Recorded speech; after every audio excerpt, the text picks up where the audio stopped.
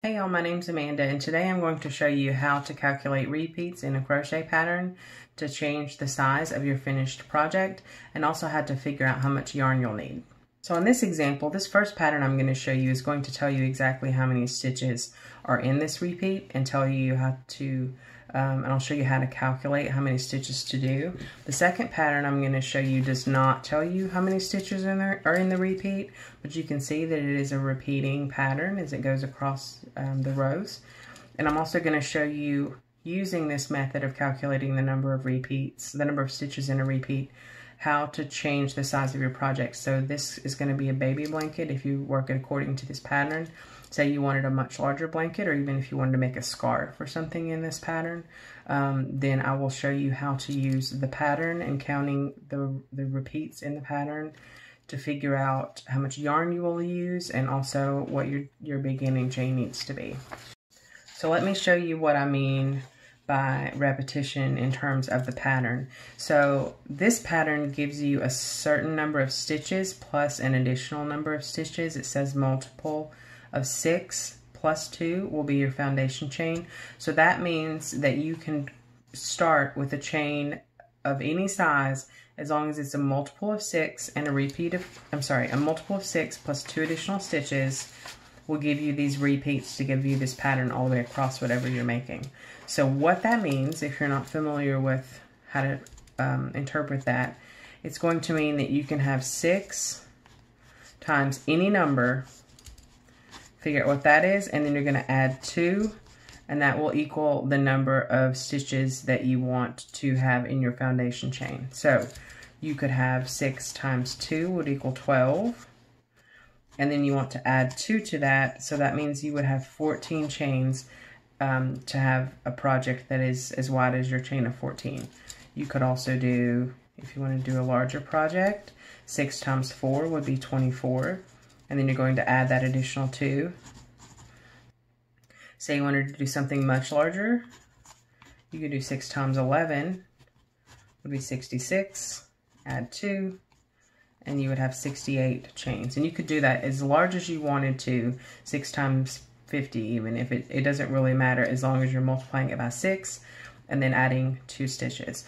This will give you your number of chains that you need to start with. So once you do that, you will work in this pattern. It says there are 6 rows, so you would just work these 6 rows across that number of chains, and it would give you a finished product that has these shell stitches all the way across what you've done.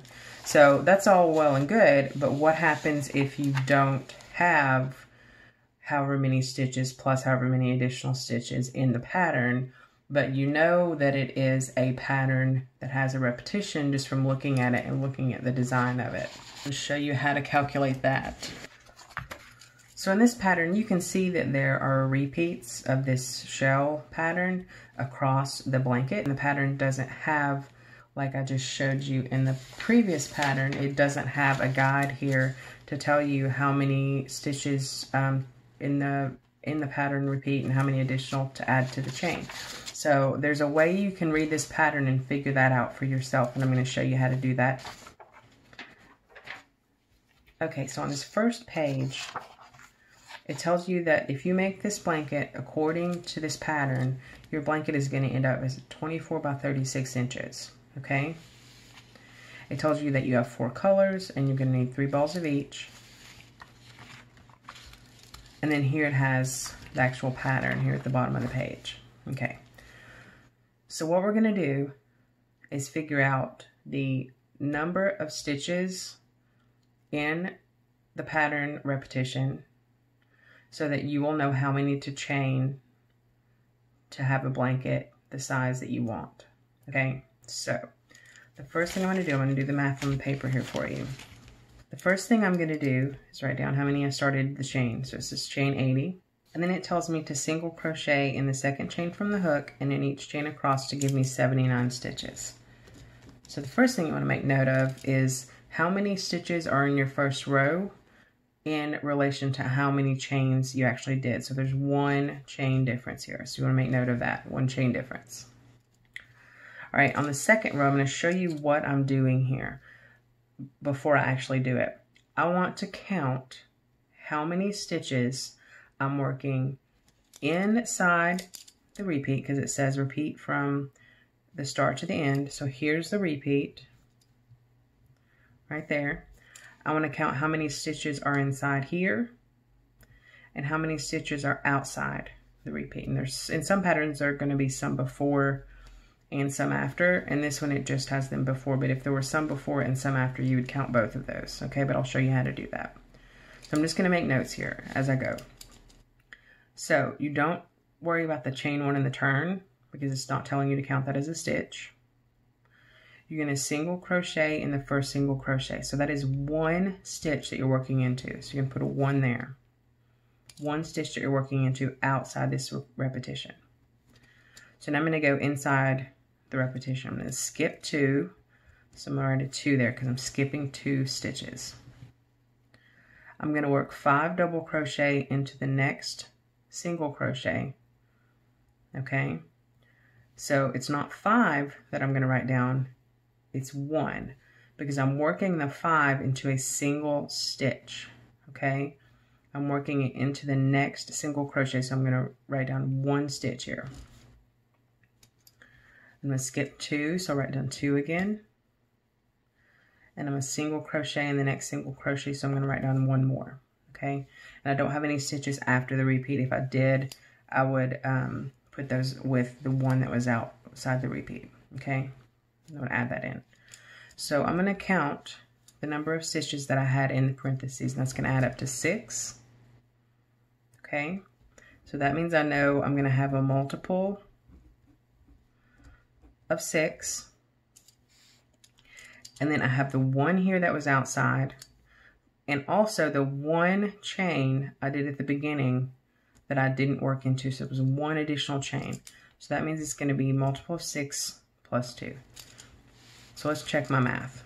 Okay, if my beginning chain needs to be a multiple of 6 plus 2, then what I want to do is I want to take away this 2 from the 80 and see what that leaves me with. 78. And then I want to make sure that 78 is a multiple of 6. So I'm going to divide 78 by 6, and that comes out to 13. So that means I did my math correctly. I ended up with a whole number here.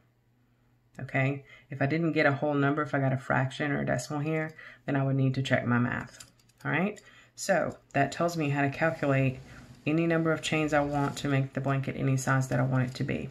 So same as I showed you before, I could do 6 times 5, for example, and then add the 2. So I might chain 32 instead of 80 to start the blanket. I could do 6 times 10. That would give 60 plus the additional 2. So I could chain 62, and this would be smaller. I could do 6 times 50 and do 300 stitches plus the additional 2. So I could chain 302, and I would have a much bigger blanket, right?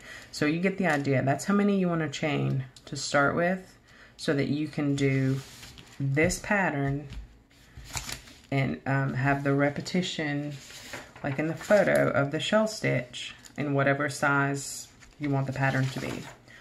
So the next thing I wanted to show you is how to calculate how much yarn you would need if you want to make a blanket that is bigger than the measurements that are on the pattern. So this pattern says the blanket is going to be 24 by 36. So the first thing you want to do is figure out what size blanket you'd like to have. So let's say we wanted a blanket that was 48 by 60 instead of 24 by 36. The first thing you're going to want to do is multiply 48 times 60. And I've done the math beforehand. I'm not doing this in my head, so that's 2880. You're then going to take the blanket, the size that the blanket is according to the pattern, and multiply that out. That's going to be 864. Okay.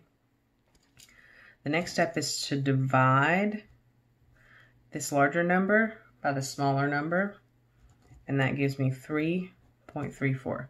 So what that's going to tell me is, however much yarn it says I need in the pattern, I need to multiply that by this.